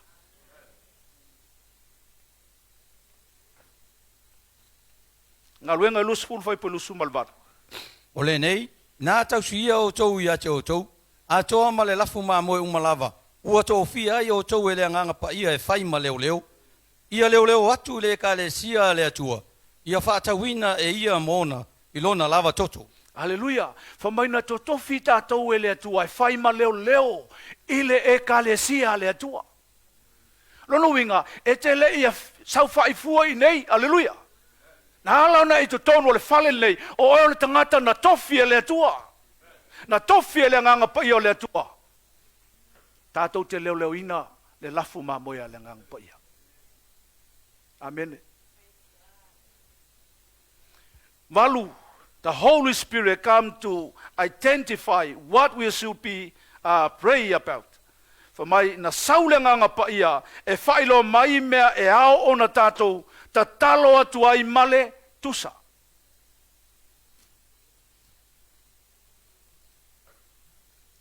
Le tātou whai anil tai au. Whalongolongo le ale mea mai le nganga pa ia. E fol kei me saulenga nga pa ilanga isi kai fole le kau ki kakalo ai aso o nga kakalo. Amene. Ai le mea na lai fina ngalo I le nganga le atua. Ai whamai o le nganga pa ia e sau e tai oe I le mea tonu alai mo miana e te talo. E sau e fiso soani fo I maa o au tātou. Ina ia tātou I loa ona ta talo e tusa male fina ngalo le atua. Hallelujah. Roma ilom tau pe valu fai pe lusu rono lusu malfitu. E whapea fo I le nganga na fisosoani mai lo tātou vai vai. A wā tātou te leiloa mea tātou te ole atuai ma le tusa. Ai pe tai. O le nganga e fautua o ia mo I tātou le oi e le mawhai o na talatalaina. A o le su e loto, ua sila fia I el fina ngalo o le nganga, a wā lo fautua o ia mo le au pa ia, e tusa ma le fina ngalo o le atua. Hallelujah. Le foi la sau I Malaysia foi. Me alofa lea, aleluia, fa le tangata e I loto.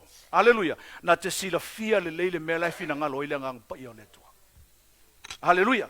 Ai fa mai e saule nganga pa ia so soani ai tātou I lo tātou vai. Awa ua tātou lei loa mea tātou te ole atu ai male tusa.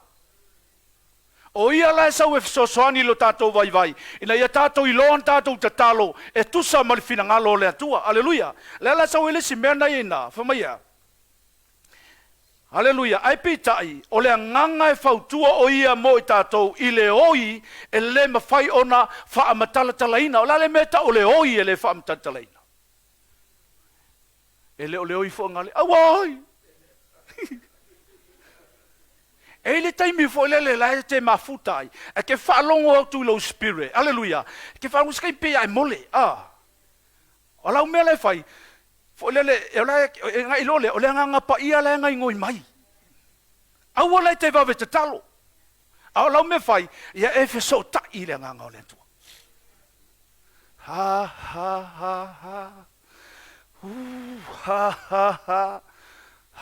Kusa lai o le mele ke fai, le ke kamu fai ke malama I le mele mai le nganga pa ia o le tua.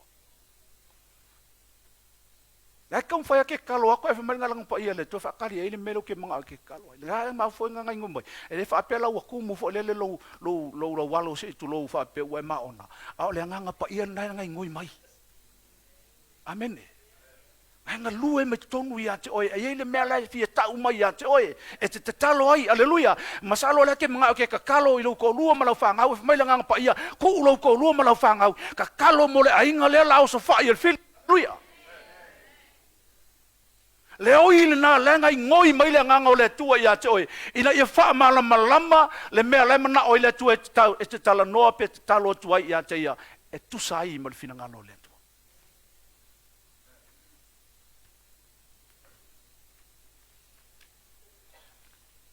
E feso e lua fai pusu pat.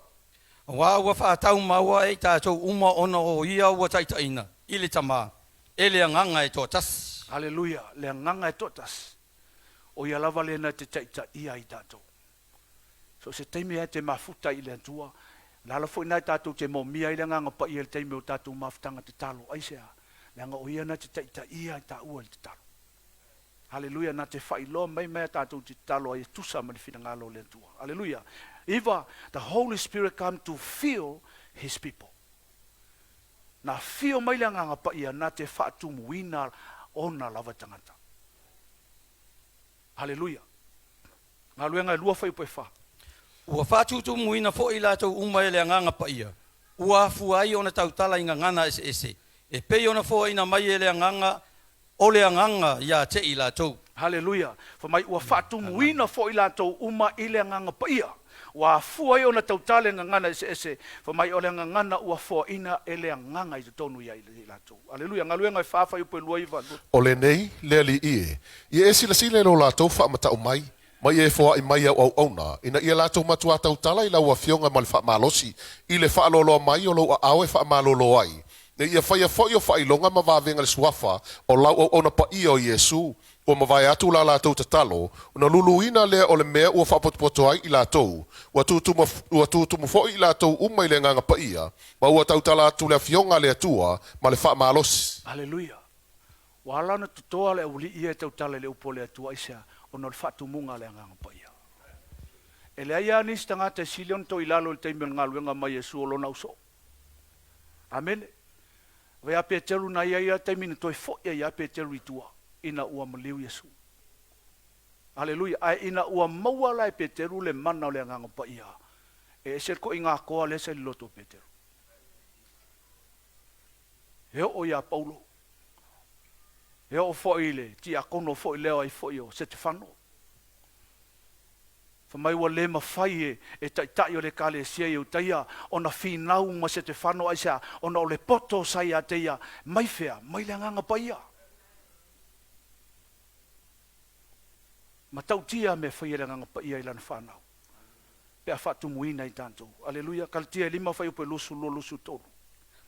Al fu o le nganga, o le alofa, le oli o le file mu, o le ono sai, o le mata alofa, o le anga lelei, o le wha maoni, o le anga malu, ma le le ngau ia, e le whaatu la fonoina mea wha pena. E le whaatu la fonoina mea wha pena. Amen. Fua ia wha le nganga. E le se tua oi, o lo fua mai wha le nganga. E te lo oli me le la tau watu le kalesia, tatu ainga te anei. A sauti Apollo e o so whai oi. E le o so whai el ti Apollo lau taleni. Amen.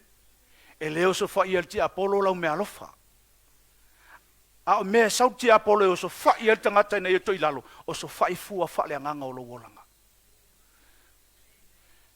E wha le tonu lo fua wha le nganga o tata wolanga, wha le tonu le taleni lena batu ia te, o e sa wha wina lo leo, a o le wha wina isa, o wha le tonu fua wha le nganga o lo wolanga.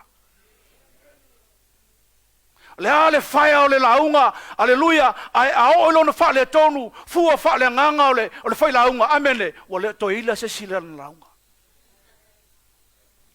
Ai sea, o so fa el ti Apollo fua fa le nganga. Ta ua ia o lo pui fua fa le nganga, ai sea, ono inae o so fa ele fili. Ele o so fa ia lau taleni. Ai ao oina matua malu le puipuinga o fua wha le nganga o lo wolanga. Te loe, whae ala o pese. Ke pese ai whika ngisi tangata. Aisea, le luaku whaunga. E te launga ai whika ngisi tangata e o le upo le atua. Aisea, ona o le lei puipuia fua wha le nganga o lo wolanga. Amen. Hallelujah. Efeso 5 whai upa supalu. Awa foine i o na o tau i le waina. O le mea e ula vale ai. Ai e whatu muina o tau i le nganga. Hallelujah. Mai awani o nase si le waina langa o le mea ula vale ai. Le ia mase o na e fi le mu. E o ngā lopo la pala ai e o ngā lofa ala la so lo lima kua oi. Al mokua pala ai. Ai wha mai Yesu awani e fia e whatu mua i le waina o le mea ula vale ai. Whatu mua i le nganga pa ia o le atua. Sfulu. Holy Spirit come to teach his people. Na saule nganga pa ia na te hao i on tangata. Hallelujah. Na ia ile Ioane sufafa i po lusu maleono. Al so swani o le nganga pa ia lea he awina mai le tamai lo ingoa O ia lavana te awa o ia te utou me umalava. E wha manatu mai foi o ia te utou me uma o whai atua ia te utou. Hallelujah. Mai da sau e au hao i tātou i me uma e whina ngalo iai le antua. Ioane sufa momua kon nito lum tau po lofa i pusu toru sufa. O ia mea foi mātou tau tala tuai upo e au ina mai ele nganga pa ia. Ai le upo e au ina ai le poto tangata. O loo wha amtala ina mea wha le nganga i upo wha le nganga.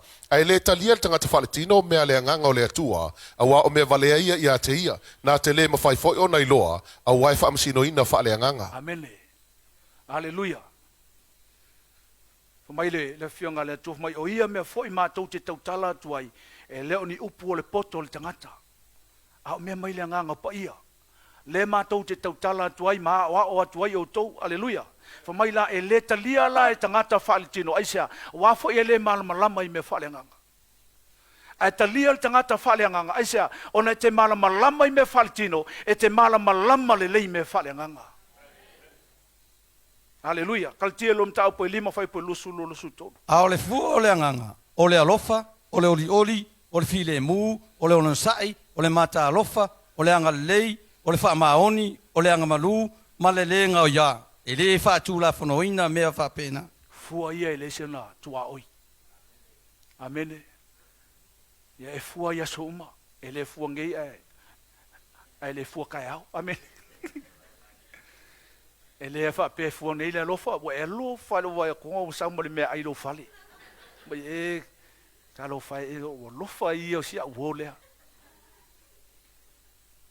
Amen. E lo si me fa le kongu o lo wika ngalawa le ngai un marka usanga le kika. La le me o tupu, o saur ki Apollo i fua fa le nganga o le lofa. Te lo e tasia le fua e afi un mai fua fa le nganga ia o le lofa.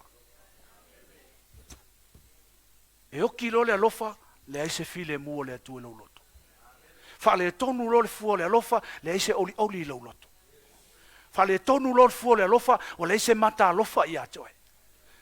Fa le tonu lo le fua le alofa, o le aise amio atua. Fa le tonu le fua le alofa, aleluia, o le aise loto fa mangalo. Aisea, o ti fua fa le nganga o le olanga.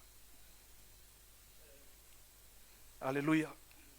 Efeso mo fa ipo sufito. Ina ia fo ia tu ia te o tau ele atua o lo tātou li o Yesu Keriso o le tamai ona le mamalu le nganga ona le poto mal faalinga ina ia o tau i lo le lei o ia. Hallelujah.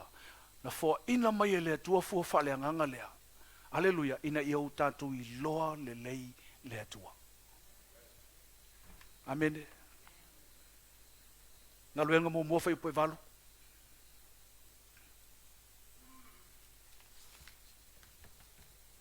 Sorry.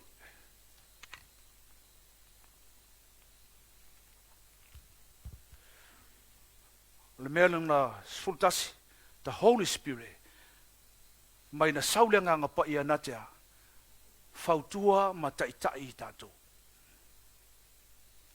Te leio nga luenga na saulenga nga pa ia natea faya, sau e fautua. Amene, ai le taliala le fautua nga nga pa ia, e pule lava oe. Ai talia le nganga le fautuanga le nganga pa ia ona manuia lea o faiva lo filima. O se mete faia manuia. Pe yo se la au foi le tol taf vai tafe fua mai ona fua yo na lava tau amene e le to uru na lawa fa mai so se me pa yo na lima ya manuia. Lo tala noi tangata e fa tunguinga le nganga pa ia. Tala noi le vai lo tol taf o le la au o le anta oe. Ale vai o le nganga pa ia a tola la au o tafa o le vai tafe e ola lau siusi aisa ona o la lava inu lava ona aile ile vai asoma e o le palpala la tu ai e malu e susu il palpala ile vai asoma aleluia mafu ana ele na ola ai lo fa penal tangata e fa lango le fa tuanga le nganga pa ia so le manguia me uma te faia aleluia. Sfulua na ia tusi na ilunga ia na ilunga afia tusi lalo ia na ilunga tusi amene ia melon sfulua the Holy Spirit come to empower and strengthen his people na sau le nganga pa ia na te faa mamana ina ma au mai le malosi ai tanto Haleluia. Aluenga lom tau pu mo fai po valu. Ai mau e outou le mana pe afio i fole nganga pa ia lunga ia te outou. E fai foi outou mo moli mau ia te au Yerusalema, mai o taia umalava, ma Samaria e o lava le tolu ingo laulangi. Amene. Le ma fai ona fai e tatou ma moli mau o le antua pe ai le ia te o le mana o le nganga pa ia. Amene. Ma fo anga fona na fai Yesu e fatali le nganga pa ia isa ona o ia na te maia le mana. Mo moko nito e lua fai upo e whama lima. Ele isauni atu foi la upu mo la utala ingai upu mali o le poto tangata. Ai petai. O le whaasino mai ele nganga ma le mana. Ina ia le iai lo outou whaatua tua le poto tangata. A o le mana o le atua. Haleluia. Whamalitala Paulo te le isau foi e tau watu se whiau ia te o le poto le tangata. Ana usau e watu le whiau e ala i le whaasino manga le nganga pa ia. Ina ia awa ine ia vea le poto le tangata. Haleluia. E whaapena o na te tai loto tangata i le poto le tangata. Amen. Ao le nganga pa ia. E feso e tolu fai po fasu wiba. O le mele o te tootuli ai le tamaa o lo tātou ali o Yesu Keriso. O ia u whaingo ina ai le ainga umole ainga a toa ma laulangi. Ina ia fo ina ia te o tau e tusa ma le whaula i lona vi inga. Ia wha amalosia o tau i le mana e lona lava nganga. I le tangata e totonu. Ia nofo mau Keriso i o tau loto i le whaatua. Ina ia mawaa o tau. Ma ia whaavai ina i le alofa. Tau te mawhai ai o na iloa le leie o tau a toa ma le au pa ia uma. O le wingo le lautele. Ma le umi, ma le loloto, ma le maualunga, ia i loa fo i le alofo Keriso, ua sirisiri ese ma le malie, ia whaatutumuina o tau le tumu umalava o le atua. Amene. Haleluia. O mo te salonia lom tau pu mo fai po e lima. Awa ele e o atu la mātou tala le ia te outou na o le upu, a o le mana ma le anganga pa ia, a toa ma le mautino lava ina ua outou i loa, la mātou a mio, ona outou, a o mātou iai ma outou. Haleluia. Mai awa e le i o atu la mātou tala le leia te outou na o le upu. A o le mana ma le anganga pa ia. A toa ma le mauti noa lava ina ua outou i loa la mātou a mio ona o outou. A o mātou iai ma outou. Nono winga, lisi me tā wana ina. Ia fua atu lava le anganga pa ia lea ia i tātou i tangata. Haleluia. Vai te mi o mana ia le moli mau. Ia e ese fua e fua atu. Al mele fumalitala le apostolo Paulo. Ia fua atu le lantou a mio a o iai matangata. Fua atu le anganga pa ia. Mole me mulmuli. The Holy Spirit come to transform his people. Na sau le anganga pa ia na te whaafowina maatia e ina o na tangata. Roma e balu foi posutas. Ai a fai no foi tonu ia te outou le nganga o le na toi fatu mai a Yesu na ye woti e faola mai foi o tou tino o nga vale e le na toi fatu mai a Keriso na ye woti e lona nganga o no foi tonu ia te outou. Haleluia, fa mai a fai no foi ia te outou le nganga o le na toi fatu mai a Yesu na ye woti. E faola mai foi o tou tino o nga vale e le na toi fatu mai a Keriso na ye woti. E lona nganga o lo nofo i to tonu i ate outo. Le nganga le na whaatuina a Yesu Keriso le nganga o le atua. Mai le tunga maumale oti o le nganga fo i leo le atua na te toe whaatuina mai i tato. I le aso ngatanga.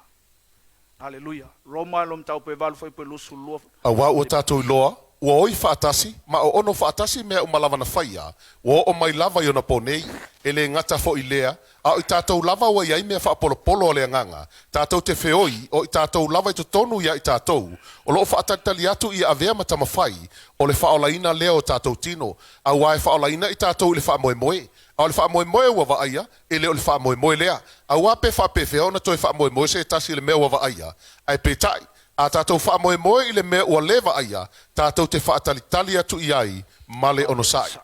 Haleluia. Haleluia. Le tātou te iai se lalolangi. Ua tumu i mea whaingata.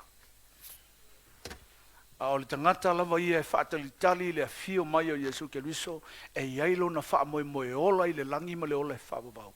E te mo mia le nganga pa ia. E whapena ona soani ia te oi lau wholaunga. O ia lena te taitai ia te oi ala tonu umalawa. e manuia ai me umai, manuia ai lo ainga, manuia ai lau whanau, so se mea te whaia e manuia, ona oia. Whaatai wha manuia le tua.